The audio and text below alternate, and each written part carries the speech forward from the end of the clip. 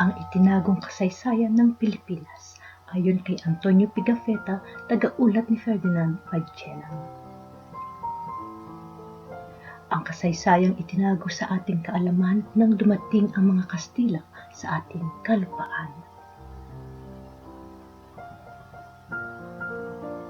Ikalawang kabanata, ang pagkikita nila Magellan at ang dalawang hari ng Mindanao at Limasawa, sila Raha Colombo at Raha Siago. Alam po ba ninyo na isinulat ni Pigafetta sa kanyang libro na ang kababaihan sa Cebu ay magaganda? Sinabi rin ni Pigafetta na sila ay matatalino at napakahusay sa musika. Alam po ba ninyo na ang malaking piraso ng ginto ay panghandog lamang ng mga tao sa kapuluan ng Bisaya at Mindanao?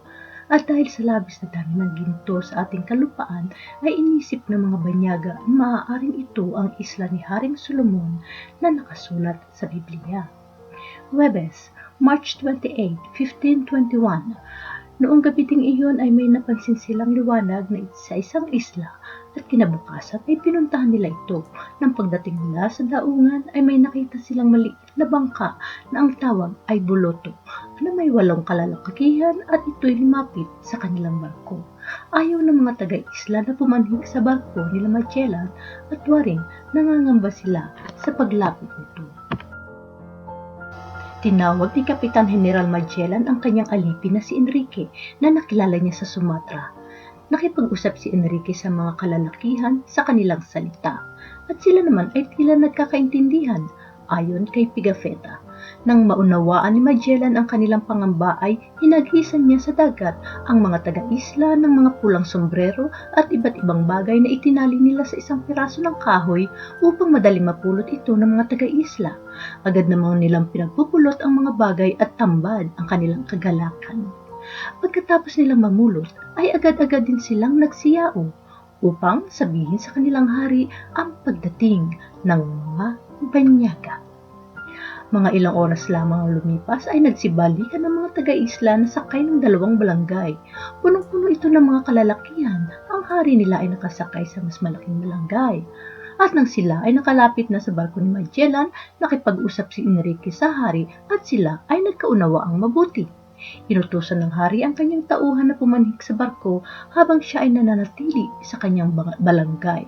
Mapugay na tinanggap ni Magellan ang mga taga-isla at kaagad niya silang binigyan ng mga alay.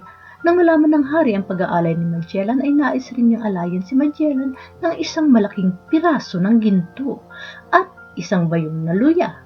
Malugod na nagpasalamat si Magellan ngunit magalang naman niyang tinanggihan ang alay ng hari. At bago magabi ay humayo ang mga barko upang makalapit sila sa bahay ng hari. Kinabukasan, pinapunta ni Magellan ng kanyang alipin at interpreter sa hari upang tanungin ito kung mayroon siyang pagkain at ibang bagay na kakailanganin ng mga mandaragat. Pinasabi rin niya na bibilihan niya lahat at babayaran nila ng tugma ang mga ito. Sinabi rin ni Magellan na ipaalam sa hari na ang mga mandaragat ay hindi nag-iisip ng kaguluhan at away. Ang tanging hangad niya ay sila'y maging tunay na at wagas na magkaibigan. Nang marinig ng hari ang sinabi ni Magellan, mismong siya ang sumakay sa maliit na bangka kasama ang kanyang 6 o 8 pangunahing tauhan at saka humayo papalapit sa barko. Pumanhig ang hari sa barko ni Magellan at saka siya nagpugay ng pagbati at halik sa Kapitan General. Binigyan ng hari ng 3 palayok na kanin si Magellan, 2 malalaking isda at iba pa. Tinumbasan naman ito ni Magellan ang damit na pantaas na kulay pula at dilaw na ginawa sa moda ng damit sa Turkey at isang magandang sombrerong pula. Binigyan din niya ang mga kasama nito ng alay katulad ng salamin at kutsilyo at pagkatapos ay inutusan niya ang kanyang mga kagawad na maghanda ng makakain. Inutusan rin niya ang kanyang kawani na magpaputok ng kanyo na dati ay kinatakutan ng mga taga-isla. Inutos ni Magellan sa isang tauhan na suotin ng bakal na gamit pandirigma at 3 tao naman ang inutusan niyang tusukin ng espada at patalim ang taong nakasuot ng damit na bakal. Ito ay upang patunayan sa hari na sinuman ang nakabihis ng damit na ito ay hindi maaaring masaktan. Makaraan ito ay ipinakita naman ni Magellan sa mga tauhan ng hari ang mga pansalag at mga armas at saka ipinaliwanag kung paano tamang gamitin ang mga ito. At sa susunod na pagkakataon ay ipinasyal ni Magellan ang hari at ang mga tauhan nito sa likuran ng barko habang ipinakikita ni Magellan ang mapa at kompas. Sa tulong ni Enrique ay ipinaliwanag ni Magellan kung paano nila nakita ang maliit na lusutan patungo sa napakalawak na dagat na tinawag nilang Pasifiko, kung saan matatagpuan ang mga pulong pinagdadaungan nila sa ngayon. Isinalasay niya na nagdaan ng maraming buwan na sila ay nasa laot na walang nakita kahit isang isla. Ang hari ay manghang-mangha sa kanyang narinig na salaysay. At pagkatapos nito ay nagpasya ng umuwi ang hari, ngunit pinakausapan niya si Magellan na pasamahan siya sa dalawang mandaragat upang maipakita rin niya ang kakaibahan ng kanyang kalupaan. Inutusan ni Magellan si Pigafetta na kanyang tagaulat at ang isa pang tauhan na samahan ng hari. At pagbaba ng hari sa lupa ay itinaas niya ang kanyang kamay sa langit at sa kanya nilingon ang kanyang mga tagasunod. Ang mga tauhan, si Pigafetta at ang kasamang mandaragat ay ginawa rin ang halimbawang ito ng hari. Hinawakan ng hari ang kamay ni Pigafetta at isang tauhan naman ang humawak sa kamay ng kasama ni Pigafetta at patuloy na silang nagsipaglakad. Nakakita si Pigafetta ng bahay na sawali at ang isang malaking bangka na may 50 paa ang haba. Ito ay ang balangay na ayon kay Pigafetta ay hawig sa maliit na barko sa Europa na ginagamit nila sa pangangalakal. Sinamantala naman ni Pigafetta na makipag-usap at makipag-ugnayan sa mga taga-isla sa pamamagitan ng sinyasan habang ang mga tauhan ng hari ay nakatayo nagmamasid na may sukbit na sibat at pansalag. At nagpahain ng hari ng karne ng baboy at sila ay nagsikain. Sa bawat subo ng pagkain ay may kasunod na inom sa isang pitsil na puno ng alak. Kapag hindi nila naubos ang alak, bagamat bihira lamang mangyari, ay isasalin na ang natira sa isang lalagyan. Ang lagakan ng alak ng hari ay laging may takip at walang sinuman ang nagbalak na hawakan ang lagakang ito maliban sa hari at kay Pigafetta. At sa bawat sandali na naaysin ng hari na uminom ay itataas muna niya ang kanyang mga kamay sa langit at sa kanya ibabasbas ito sa mga tao sa kanyang paligid. At kapag kinuha na niya ang lagakan ng alak sa pamamagitan ng kanyang kanang kamay, ay sabay naman niyang ihahatag ang kanyang kaliwang braso at kamao kay Pigafetta.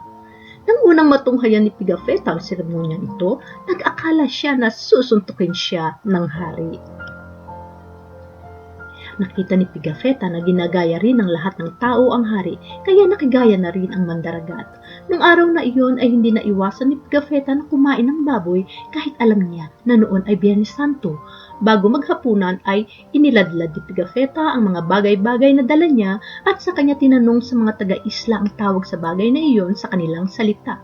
Namangha ang mga taga-isla nang makita nila na isinusulat pa ito ni Pigafetta. Nang lumaon ay naghanda na ng hapunan ang mga taga-isla. May 2 palayok. Ang isa ay puno ng kanin, ang isa naman ay may nilagang karne ng baboy. At ang kagawian at seremonya sa pagkain noon ay pareho din sa hapunan. Makalipas ang kanilang hapunan ay pumunta na sila sa wari palasyo ng hari na gawa sa kawayan, sawali at dahon. At ayon kay Pigafetta ay mukha raw itong tambakan ng mga pinutuyong pananim. Ang tahanan ng hari ay mataas at may 4 na panindig na kahoy at mayroon ding hagdan. Nang sila ay nakapanik na sa tahanan, ipinaupo sila ng hari sa banig na kalatag sa sahig.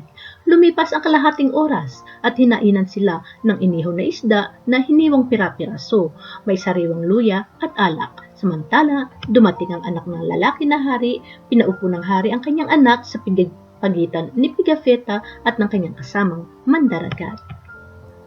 May 2 palayok ulit na inihain sa kanila. Ang isa ay may nilagang isda at ang isa ay may lutong kanin na pinaghatian nila ng prinsipe. Ang kasama ni Pigafetta ay uminom ng alak hanggang mahilo ito sa kalasingan. Dumating ang dapit hapon at nagsipagsindi sila ng kanilang kandila na ang tawag nila ay anim. Ayon kay Pigafetta, ang anim raw ay mukhang goma na galing sa puno na nakabalot sa dahon ng nyug o maaaring dahon ng saging, ngunit ang tawag ni Pigafetta ay dahon ng fig.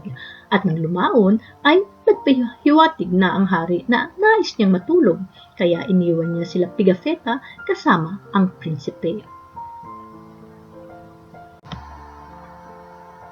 Sila naman ay natulog sa banig at gumamit sila ng una na gawa sa mga dahon. Kinabukasan dumating ang hari at inakay niya sa kamay si Pigafetta upang kumain sa lugar ng kanilang hapunan nung nakaraang gabi. Ngunit dumating na ang sundo ng dalawang mandaragat. Magalang na nagpaumahin si Pigafetta sa imbitasyon ng hari. Napakagaang ng loob ng hari ng umagang iyon at hinilikan niya ang kamay ng dalawang mandaragat. Humalik din sila Pigafetta sa kamay ng hari.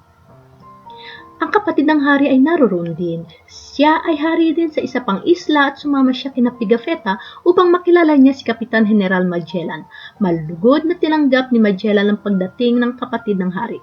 Agad na inalok ni Magellan ang hari na kumain at agad din niyang binigyan ito ng alay. Ang hari ay nakabihis ng malinis at ayon sa salaysay ni Pigafetta ay siya ang may pinakakaaya-ayang mukha at katauhan sa lahat ng mga taga-isla. Ang buhok niya ay hanggang balikat at may telang silk na nakatali sa kanyang ulo. May suot siyang mga gintong hikaw sa tainga at piraso ng tela na may brodang silk na nakatali mula sa kanyang baywang hanggang tuhod. May dala siyang bolo na may mahabang hawakan na gawa sa ginto at ang sukbitan nito ay kahoy na may magarang ukit. Ang bawat ngipin niya ay may 3 tuldok na ginto at wari, lahat ng kanyang ngipin ay nakakapit sa ginto. Kaaya-aya ang kanyang pabango, may mga pinta ang kanyang balat na kayumanggi. Ang haring ito ay nakatira sa isla kung saan matatagpuan ang Butuan at Calagan o Mindanao. Ngunit kung ibig nila magkitang magkapatid ay dito sila nagtitipan sa islang ito na tawag ay Masana, Limasawa. Nagsalaysay sa kanila ang haring ito at sinabi niya na doon sa kanyang isla ay maaari makakuha ng ginto na kasing laki ng mani o minsan ay kasing laki ng itlog na nasa lupa lamang. Kailangan lang salain ng lupa upang makita ang ginto. Sinabi rin ng hari na lahat ng salalayan ng bulaklak at iba pang adorno sa kanyang bahay ay gawa sa ginto. Ang mas mataas na hari ay si Raha Kulambo at ang sumunod ay si Raha Siago. Linggo ng Pagkabuhay, March 31, 1521. Umagang-umaga na magpadala sa isla ng mga pari at mga mandaragat si Magellan upang maghanda ng misa sa Linggo ng Pagkabuhay. Kaagad-agad niyang pinapunta ang kanyang alipin na si Enrique sa hari upang ipaalam na pupunta sila sa isla hindi upang magkainan ulit, ngunit upang magmisa ayon sa kagawian ng kanilang paniniwala. Iginawad naman ng hari ang kanyang buong pagpayag at binigyan pa sila nito ng 2 kinatay na baboy. 50 mandaragat ang bumaba sa barko upang pumunta sa kalupaan na nakabihis ng malinis at magarang damit. Dala rin nila ang kanilang armas kahit hindi nila suot ang kanilang damit na bakal. At pagdating nila sa lupa, ay nagpaputok sila ng 6 na beses ng kanyon bilang simbolo daw ng kapayapaan. Ulat ni Pigafetta. Nagtungo sila sa lugar kung saan naroroon ang 2 magkapatid na hari na naghihintay sa kanila. Hinilakan nila ang Kapitan General at sa kanila pinagitnaan at nagtuloy sila patungo sa lugar kung saan sila magmimisa. Bago magmisa ay binasbasan muna ni Magellan ang 2 hari ng tubig na may pabango. At nung sandali ng pag-aalay ay humalik ang mga Kastila sa krus at saka sila nagbigay ng alay. Humalik din sa krus ang mga hari, ngunit hindi sila nag-alay. At nang itinaas na ng pari ang ostya ay malugod na itinaas ng mga taga-isla ang kanilang magkahawak na kamay at ginaya din nila ang lahat ng kilos at gawi ng mga Kastila habang nagmimisa. Inutusan ni Magellan ng mga tauhan na nasa barko na magpapista ng putukan ng kanyon at mga baril.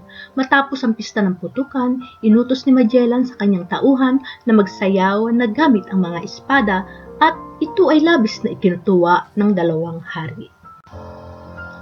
Inutos ni Magellan sa kanyang tauhan na magdala ng malaking krus na may adornong mga pako at isang koronang tinik. Sa pamamagitan ni Enrique ay ipiniliwanag ni Magellan na ang krus na ito ay ang bandila na ipinagtitiwala sa kanya ng emperor ng Europa at iniutos sa kanya na itayo ang isang krus sa lahat ng lugar na mararating nila at nais ni Magellan na itayo ang krus sa lugar na ito. Paano mapapaniwala ni Magellan ng mga taga-isla sa kapangyarihan ng krus? Abangan sa susunod. At sa susunod ang pagpunta nila sa Cebu at ang pagkikita nila ni Raha Humabon.